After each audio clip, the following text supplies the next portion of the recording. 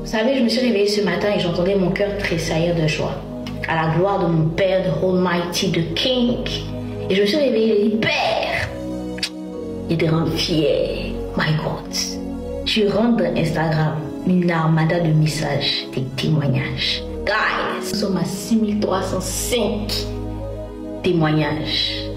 Il me demande encore comment des personnes font pour durer dans l'exaucement à leur prière. Je me demande. Vous savez, on nous a trop habitués à un Dieu limité. On nous a trop habitués à un Dieu qui exauce partiellement. On nous a trop habitués à un Dieu qui dort. Quand on est malade, Dieu ne nous répond pas. Quand on a besoin de lui, Dieu ne nous répond pas. On nous a trop habitués à un Dieu d'à peu près. Et moi, mon Dieu, il s'appelle Jésus. Mon Dieu, là, il dit la prière du juste a de l'efficacité. Ça veut dire la résultante, le résultat de l'exaucement à ta prière sera la conséquence de l'efficacité de ta justice devant lui. Avez-vous déjà vu un père limité quand il s'agit de ses enfants?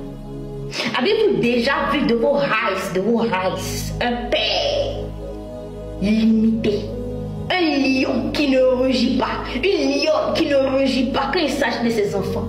La Bible me parle du lion de la tribu de Juda. Donc toi tu penses que dans ta maladie, toi tu penses que dans ton humiliation, toi tu penses que dans ton rejet, ton Dieu est limité, ton Dieu t'a abandonné. Est-ce que vous avez déjà vu? Aïe, je souris quand elle est sous les connaît Carrefour des chats. Ça me fait mal de voir que dans ma génération, des personnes pensent encore que le miracle est dans la vie des archibishops, des bishops. C'est-à-dire s'ils ne sont pas là, votre vie est vaine. Aujourd'hui, tout le monde dit Dieu l'a abandonné. Bon, les témoignages, c'est qui fait? Dieu va-t-il regarder ses enfants dans le désarroi? Le ciel m'en est témoin. Moi, il n'est jamais duré dans l'exaucement à une de mes prières. Jamais. Et quand Dieu même ne me donne pas, là, il me dit en songe, pourquoi il ne m'a pas donné? Parce que Dieu voit plus loin que ma pensée humaine ne peut voir. Comment vous faites pour prier et puis Dieu ne vous répond pas? Et puis d'autres prient, Dieu répond. La Bible dit, il donne à la mesure de notre foi. Si Dieu a répondu à Grâce Marie, toi il t'a pas répondu. Le problème c'est Dieu ou c'est toi? C'est ta foi ou c'est Dieu? On est dans une génération qui limite Dieu, qui substitue Dieu à des huiles. On est dans une génération où Dieu n'a plus sa place. Lorsque on a mal, on va se confier auprès des hommes de Dieu. On ne va pas dans le refuge de Dieu. Même pour aller dans l'intimité, tu ne vas même pas pour être dans la présence de Dieu. Tu t'en chercher miracle, tu t'en chercher prophétie, tu t'en vas chercher orientation. Oui, tout ça c'est bien. Mais à quel moment tu t'assois pour dire papa je t'aime? Quel est l'intérêt? Quelle est la portée sur ta vie? Les gars, on est dans un pèlerinage. Nous sommes des pèlerins.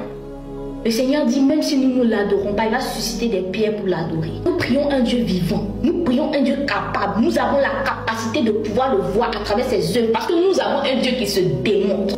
Même quand on dit Dieu a de l'amour à te donner, Dieu est amour. C'est ce qu'il est qui te donne. Toi, tu as reçu Jésus. La Bible parle de lui en tant que la plénitude de Dieu. Ça veut dire que si tu l'as vu, si tu l'as reçu, tu as Dieu en toi. Toi, tu as la plénitude de Dieu, mais tu es encore plein d'amertume. Tu es encore plein de tristesse. Comment ça se fait? Il dit qu'il a franchi. Il dit qu'il restaure. Il dit de toi sortiront des sources d'eau vive. La sécheresse, là, c'est pourquoi même. Il donne à la mesure de ta foi. Si toi, ta foi est limitée à Wotro, Dieu va te donner Wotro, tu vas pousser. Si ta foi est limitée à Ferrari, Dieu va te donner Ferrari, tu vas pousser. Nous prions un Dieu capable. Lorsqu'il est parti, il a dit aux apôtres, je ne vous laisse pas seul, je ne vous laisse pas orphelin. Un orphelin, c'est quelqu'un qui ressent l'absence de son père, de sa mère. Il dit, tu n'es pas seul. Il ne te laisse pas sans père, il ne te laisse pas sans fondement, il ne te laisse pas dans le vide, il ne te laisse pas dans la tristesse, dans cette dépression, dans cette maladie. Il te donne le consolateur par excellence. Et puis, qu'est-ce que les apôtres ont fait? Lorsqu'ils se sentaient désemparés, ils ont poussé des cris vers le ciel. Ils sentaient qu'il y avait quelque chose qui n'était pas là. Jésus, la présence physique perpétuelle de Dieu n'était plus avec eux. Ils sont réunis dans la chambre haute. Oh, la Bible dit ce soir-là, le ciel a poussé un grand cri. J'aimerais savoir de notre génération qui va faire pousser un grand cri, qui va faire voir la démonstration du Saint-Esprit à travers sa vie, qui va être une Bible ouverte. Et puis quand on te regarde, on dit waouh, si c'est ça Jésus, moi aussi je veux être avec lui. Qui? Quand Jésus a dit tout est accompli, toi tu ne penses pas que ça a été accompli pour ta vie? On a vécu ce que le ciel a décrit. On a vécu ce que la Bible a décrit. La Bible dit le voile est déchiré. Moi, je crois que le voile est déchiré pour ma vie. Moi, je crois que le voile est déchiré pour ma famille. Je ne sais pas pour vous, mais moi, je crois que le voile est déchiré. Il dit plus rien ne subsiste contre moi. Quelles que soient les maladies, quels que soient les trucs de mes ancêtres, mes aïeux, moi, ce n'est pas mon problème. Plus rien ne subsiste contre moi. Et il a cloué à la croix les dominations. Il a cloué à la croix les ordonnances. Tout ce qui subsistait contre moi. Les faux raisonnements, les paroles de malédiction, tout ce que mes parents ont eu à faire sans mon accord. Et il l'a renversé. Il a ramené tout ça à son obéissance. On prit un nom au-dessus de tous les noms. La Bible dit, son nom est plus grand que tout. Son nom est plus grand que le nom de Marie-Laure Boni.